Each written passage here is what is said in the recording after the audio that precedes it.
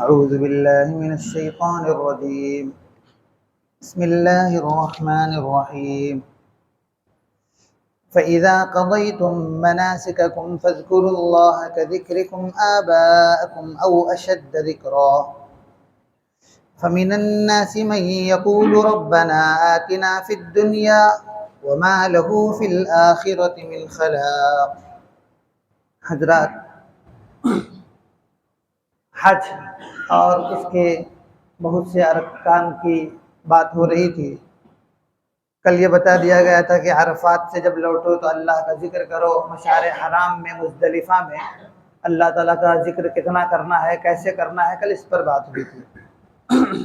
ابھی جو آیت میں نے تلاوت کی اس کا ترجمہ یہ ہے: فَإِذَا قَضَيْتُم مَنَاسِكَكُم، جب تم مناسک حج سے فارغ ہو جاؤ، فَاذْكُرُوا اللَّهَ، تو اللہ کا ذکر کرو، كَذِكْرِكُمْ آبَاءَكُمْ، جیسے تم اپنے باپ دادا کا ذکر کرتے ہو.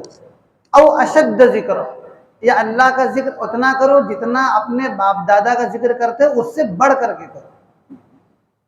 فمن الناس، کچھ لوگ تو ایسے ہیں، من یقول، جو کہتے ہیں، ربنا آتنا فی الدنیا، اے پروردگار ہم کو دنیا سے نواز دے.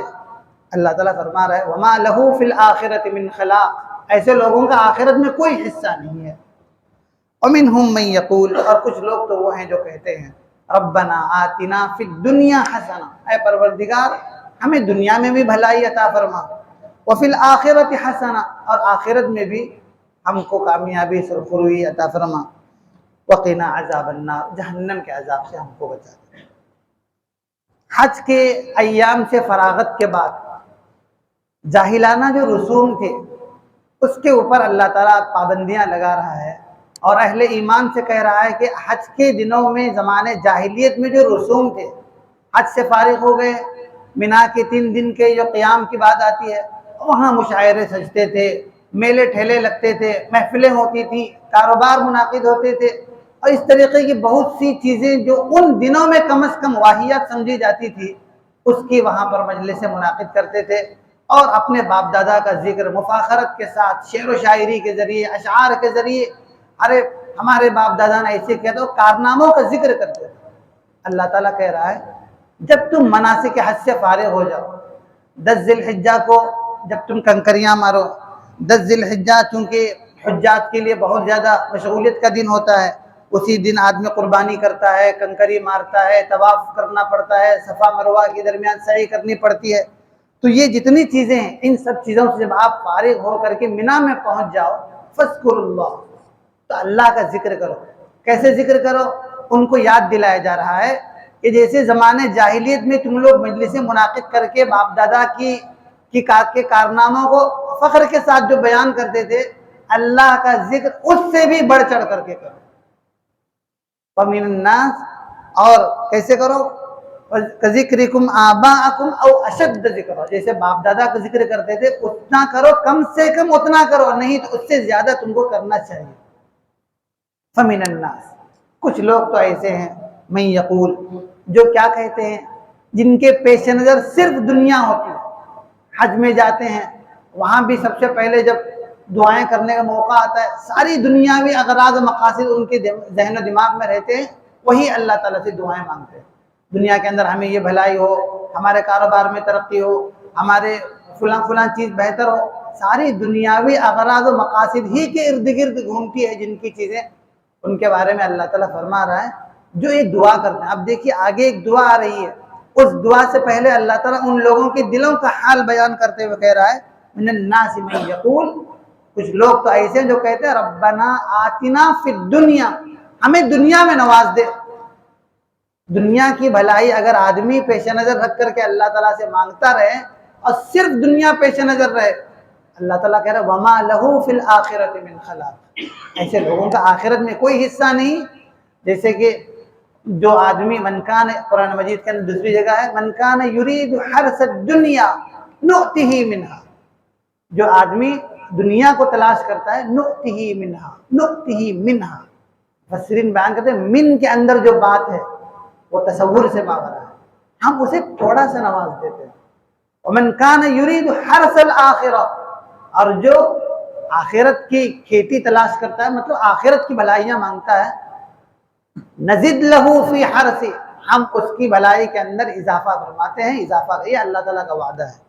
اسی لیے جو آدمی دنیا مانگتا ہے وما لہو فی الآخرۃ من خلاق، اس کے لیے آخرت کے اندر کوئی حصہ نہیں، آخرت کے اندر کوئی بھلائی اسے ملنے والی نہیں۔ تو کیا کرنا چاہیے؟ ومنہم من یقول، کچھ لوگ ایسے بھی ہیں جو کیا دعا کرتے ہیں؟ ربنا آتنا فی الدنیا حسنہ، پروردگار ہمیں دنیا میں بھی بھلائی عطا فرما، وفی الآخرۃ حسنہ، اور آخرت میں بھی بھلائی عطا فرما۔ یہ دنیا کی بھلائی کیا چیز ہے، آخرت کی بھلائی کیا چیز ہے، اس پر مفسرین نے گفتگو کی ہے۔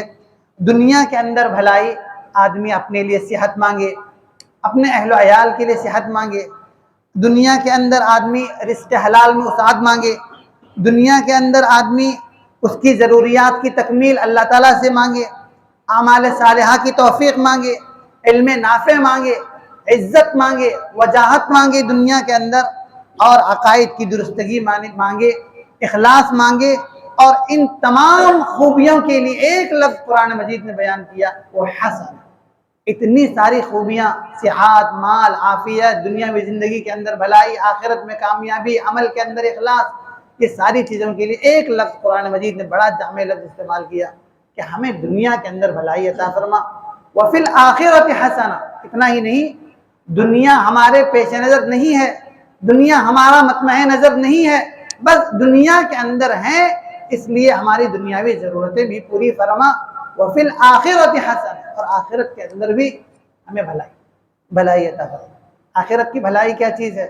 آخرت کی بھلائی یہ ہے کہ جب ہم دنیا کے اندر سے چلے جائیں، مر جائیں، تو پھر ہمیں جنت عطا فرما، وفی الآخرۃ حسنہ، ہمیں تیری رضا عطا فرما، مرنے کے بعد تمہارا دیدار نصیب فرما، جنت کی لازوال نعمتیں نصیب فرما۔ یہ تمام جو ہے آخرت کے حسنہ کے اندر آ جاتی ہیں۔ اور یہ ایک اہل ایمان مومن جب کوئی دعا کرتا ہے تو دنیا بھی اس کے پیش نظر ہوتی ہے، صرف زندگی گزارنے کے لیے، آخرت کے حصول کی تیاری کرنے کے لیے، اور جو مطمع نظر اس کا ہوتا ہے وہ آخرت ہی ہوتا ہے، اسی لیے وہ دعا کرتا ہے وفی الآخرۃ حسنہ۔ اور ایک بہترین دعا کرتا ہے، وقنا عذاب النار، جہنم کے عذاب سے بھی ہم کو بچا۔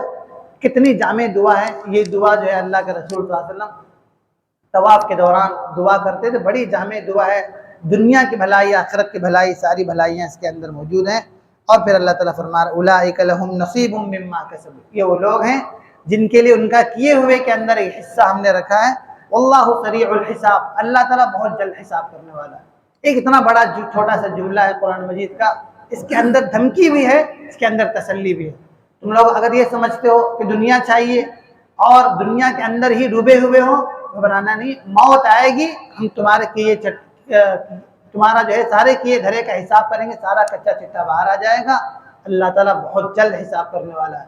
تم لوگ یہ سمجھتے ہو ہم کب مریں گے، کب حساب ہوگا، کب دیکھا جائے گا، یہ مت سمجھیے، واللہ سریع الحساب، اللہ بہت جلد حساب کرنے والا ہے۔ تسلی بھی ہے، اہل ایمان یہ سمجھتے ہیں، آخرت کی بھلائی مانگتے ہیں، آپ یہ نہ سمجھنا کہ یہ کل کی بات ہے، یہ کسی زمانے میں ہوگا، یہ وعدہ فردہ ہے، یہ کل ہی پورا ہونے والا ہے۔ حدیث میں آتا ہے یہ مات قامت قیامت، جو آدمی مر جاتا ہے اس کی قیامت وہیں پر آ جاتی ہے، اس کو وہیں سے اس کے اعمال کی جزا و سزا دکھنے لگتی ہے، نظر آنے لگتی ہے۔